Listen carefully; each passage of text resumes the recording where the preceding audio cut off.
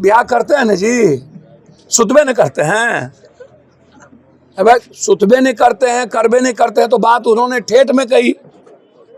कौन सा बहुत बड़का पहाड़ तोड़ दिया, ठीक है, तब किसी को बुरा लगा, जिसको बुरा लगा पहले उसी का चेक कीजिए ना। हम नाम बोलेंगे तो गड़बड़ा जाएगा। शुरू कीजिए हमारे मोबाइल से चेक, अब देखिए कौन कौन पौर नहीं देखा हुआ है। लंबा लंबा गप देता है तो इसी को बिता दिया गाली गलौज में। अरे दादा, गिरिराज जब आता है तो नफरत पैदा करता है, जब आएगा तो कोई ना कोई, वो दंगा के अलावे कहीं जाता नहीं है। हमको ये समझ में नहीं आता कि पदाधिकारी का इतना मन क्यों बढ़ा हुआ है। आप सहरसा टाउन थाना का थाना प्रभारी से बात कर सकते हैं सही ढंग से? नहीं करके दिखा दीजिए।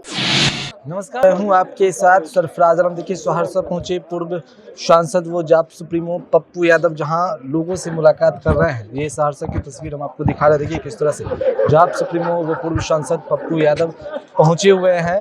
हम बातचीत भी करेंगे, कई राजनीतिक मुद्दों पर भी बातचीत करेंगे। जिस तरह से बिहार के जहानाबाद में जिस तरह से एसडीओ को गोली मारी गई, उसके अलावा सहरसा में जेई को गोली मारी गई, सहित बिहार के कई जिलों में जो गोलीबारी की घटना घटी है उस पर भी बातचीत करेंगे। और कुछ राजनीतिक मुद्दे हैं उस पर भी हम बातचीत करेंगे। पहले ये तस्वीर आप देख लीजिए, सहरसा की दिखा रहे हैं, जहाँ पूर्व सांसद वो जाप सुप्रीमो पप्पू यादव यहाँ पर लोगों से मुलाकात करते हुए नजर आ रहे हैं। सर, बिहार जो है वो गोलियों की गूंज से जो है वो जहानाबाद में जिस तरह से घटना घटी, एसडीओ को गोली मारा गया, सहरसा में जेई को गोली मारी गई है, क्या कुछ सर? एसडीओ को कब? जहानाबाद की ये घटना है, तो रात की घटना है। सहरसा में जेई को गोली, बिजली विभाग के जेई को गोली मारी गई कल जो लगी।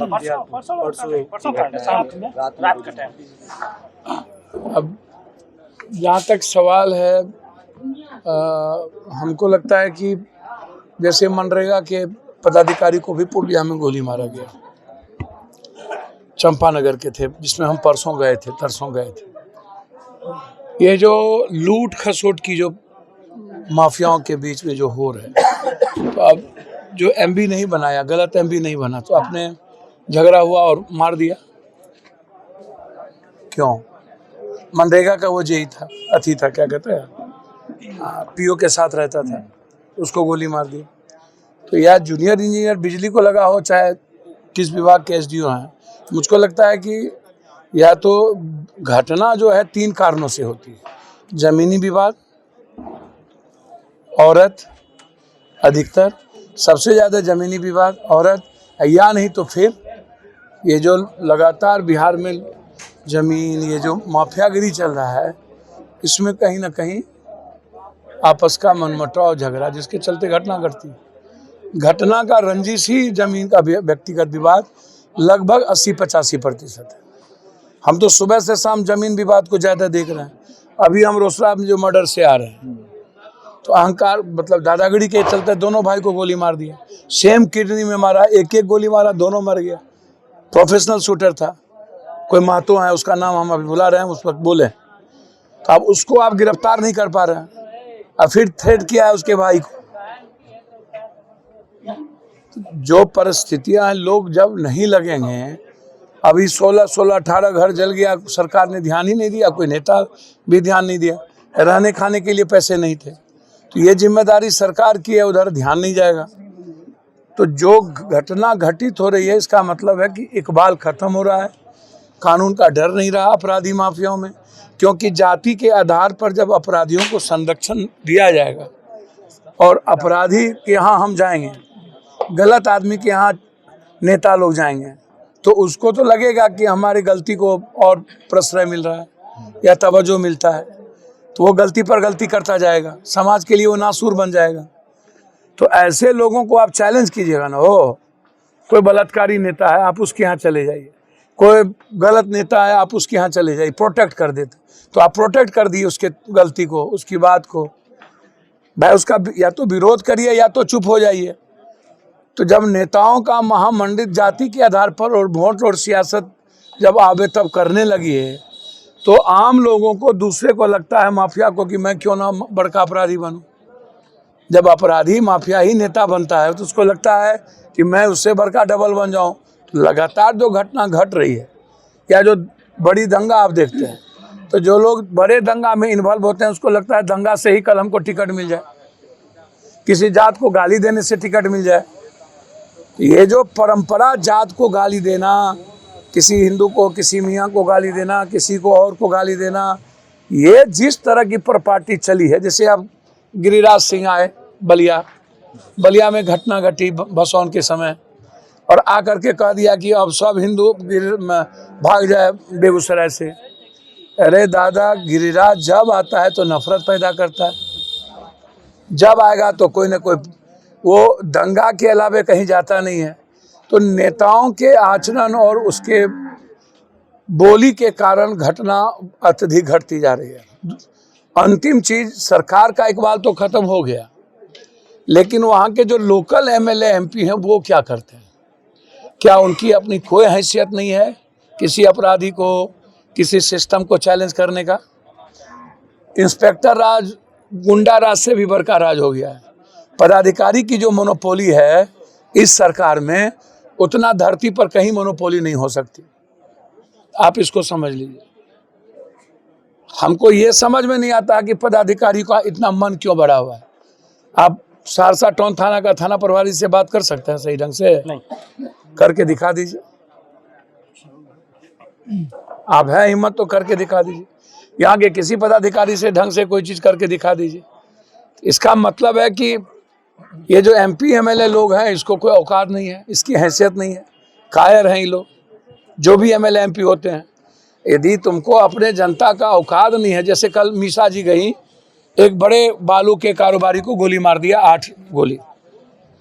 कल हम गए, आलोक शर्मा की हत्या हुई वहाँ भी, फिर हम चंद्रजीत यादव के यहाँ हत्या गए। मीसा जी भी हमारे पहले गए, उनसे वहाँ के सारे यादवों ने कहा कि अभी तक में 7 यादवों को मार दिया, ये अंतिम था, अब तो कुछ बचा नहीं। तो मीसा जी कह दी कि प्रशासन तो मेरे हाथ में है नहीं, वो नीतीश जी के हाथ में। जब मीसा जी ऐसा बोलेंगे कि प्रशासन मेरे हाथ में नहीं है, तब आप हमको बताइए कि अपने समाज जो आपको सबसे ज़्यादा वोट देता है उसको भी आप नहीं बचा पाइए, उसको भी आप जीत नहीं दिला पाइए, और आप बोल दीजिए कि मेरे हाथ में नहीं है, नीतीश कुमार जी के हाथ में है, तो आदमी जाए कहाँ? तो ये खाली एक ही जगह दोष नहीं है, समाज का भी तो दोष है। समाज अपने अपने जाति के क्रिमिनल के लिए चुप हो जाता है, तो अपराधी को प्रोटेक्ट कौन कर रहा है? समाज भी तो करता है। शूटर को जीने का राइट नहीं मिलना चाहिए किसी कीमत पर। या तो आप स्पीडी ट्रायल 3 महीने में करा के फांसी दीजिए, या आजीवन कारावास दीजिए, या नहीं तो शमशान भेजिए। किसी कीमत पर कोई सुरक्षित नहीं है। सबसे ज्यादा तो मुखिया मारे गए, जनप्रतिनिधि मारे गए, आम लोग मारे गए। तो मुद्दा पर बातें नहीं होती है इस बिहार में। आंगनबाड़ी पे नहीं होगा, ममता पे नहीं होगा, आशा पे नहीं होगा, सरपंच पे नहीं होगा, सरपंच के सचिव पर नहीं होगा, क्या कहते हैं, टीकाकरण पर नहीं होगा, रसोईया पर नहीं होगा, ग्राम सभा मुखिया का खत्म कर दिया उस पर नहीं होगा, जितना डिप्टी वाइस चेयरमैन है उसकी मीटिंग हम होने वाली है उसको कुछ नहीं देंगे। अब मुद्दों पर बात ही नहीं करिएगा।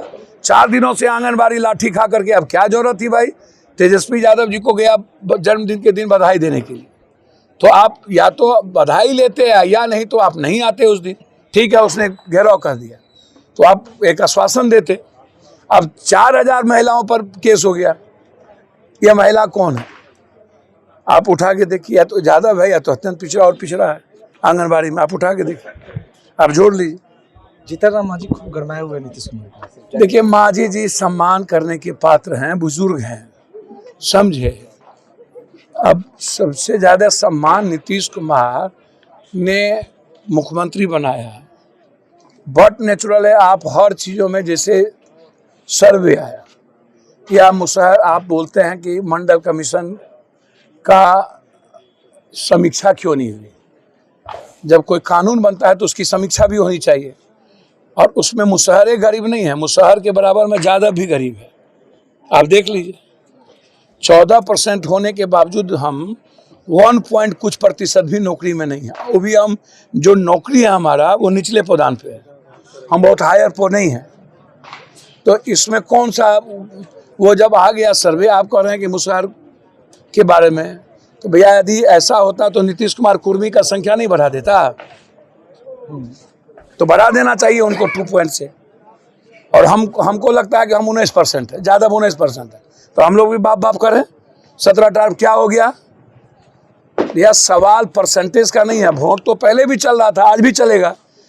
अब ये जानकारी मिल गई कि 96% लोगों के पास तो एक भी वहीकल नहीं है, 99% लोगों के पास कंप्यूटर और लैपटॉप नहीं है, 36% लोगों के पास झोपड़ी है, 9% लोगों के पास जमीन और झोपड़ी भी नहीं है, लगभग 43% लोगों के पास टीन और खपरा है, लगभग 48% लोगों के पास 6,000 पर कैपिटा इनकम मात्र है और 21% के पास 10,000 मात्र इनकम है।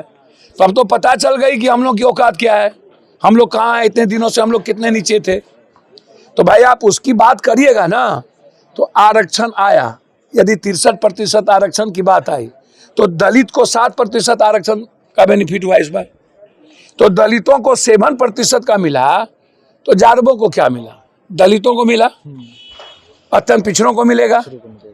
ठीक है, तो परसेंटेज के आधार पर जादवों को तो मिला नहीं। 63% जो आरक्षण आया उसमें 19 से 20% में दलित को सबसे ज्यादा परसेंटेज का को हासिल हो गया। तो इधर शेरशाहबादी है, इधर सुरजापुरी है, कुल्हैया है, इधर जोल्हा अंसारी है। तो इसको भी जो बाइफर्केशन किए हैं शेख सैयद पठान खान के अलावे, तो उसको भी आपको आरक्षण की बात आ रही है। अब फिर जो इधर निषाद है, कुम्हार है, कमार है, गंगोत्री है, मला है, केवट है, बींद है, चंद्रवंशी है, कमार है, आपको क्या कहते हैं, शर्मा है, तांती है, ततमा है, मलोड़िया है, मनोनिया, ये जो जाति है ये भी ये बिल्कुल आर्थिक रूप से सबसे निचले पदान पर चला गया। दलित में रजक और क्या कहते हैं ये नहीं बढ़ा, आगे बढ़ा पासी, और जात दलित में नहीं बढ़ा। राम और मुसहर कम है, मुसहर तो है ही नहीं कहीं। तो हमेशा मुद्दों पर बात नहीं करके कभी सेक्स पर बात, गाली गलौज शुरू हो जाओ। ये बोलता है चोर बाजे जोर से है, ये लोग क्या दूध के धुले हुए हैं, शाम सुबह बाजा तो बाजा चलनियों बाजा है। शीशा के घर में रह करके पत्थर फेंकते रहते हैं। सबका जांच करा दीजिए, बीजेपी और आरएसएस वाला सब कहता है कुमार है, एक कोटो कुमार नहीं है। बहस हो जाए, पॉर्न तो सब देखता है। हम कोरोना में पैसा बांट रहे थे पूरा भारत, 92% लोग भारत का पॉर्न देख रहा था। सारा कुत्ता काटा सबका साला मोबाइल उठाइए ना, शुरू कीजिए हमारे मोबाइल से चेक, अब देखिए कौन कौन पॉर्न नहीं देखा हुआ है। लंबा लंबा गप देता है तो इसी को बिता दिया गाली गलौज में। फिर माझी जी का यार सम्मान तो दिए ही, तो फालतू बात करने से बेहतर है कि अभी जो 67 पर 75% आरक्षण आया, या जो सामाजिक आधार पे जो लोगों की स्थिति बुरी है, हमको उस पर काम करने की जरूरत है। नाई है, तमोली है, तुम्हा है, दलित है, अत्यंत पिछड़ा है, कि हम उसको कैसे आगे बढ़ाएं। जिसको जमीन नहीं है उसको जमीन हम कैसे दें। बात ये गायब हो गई। अब बात आ गया, ब्याह करते हैं ना जी, सुतबे नहीं करते हैं। अब सुतबे नहीं करते हैं, करबे नहीं करते हैं, तो बात उन्होंने ठेठ में कही। कौन सा बहुत बड़का पहाड़ तोड़ दिया, ठीक है, तब किसी को बुरा लगा, जिसको बुरा लगा पहले उसी का चेक कीजिए ना। हम नाम बोलेंगे तो गड़बड़ा जाएगा।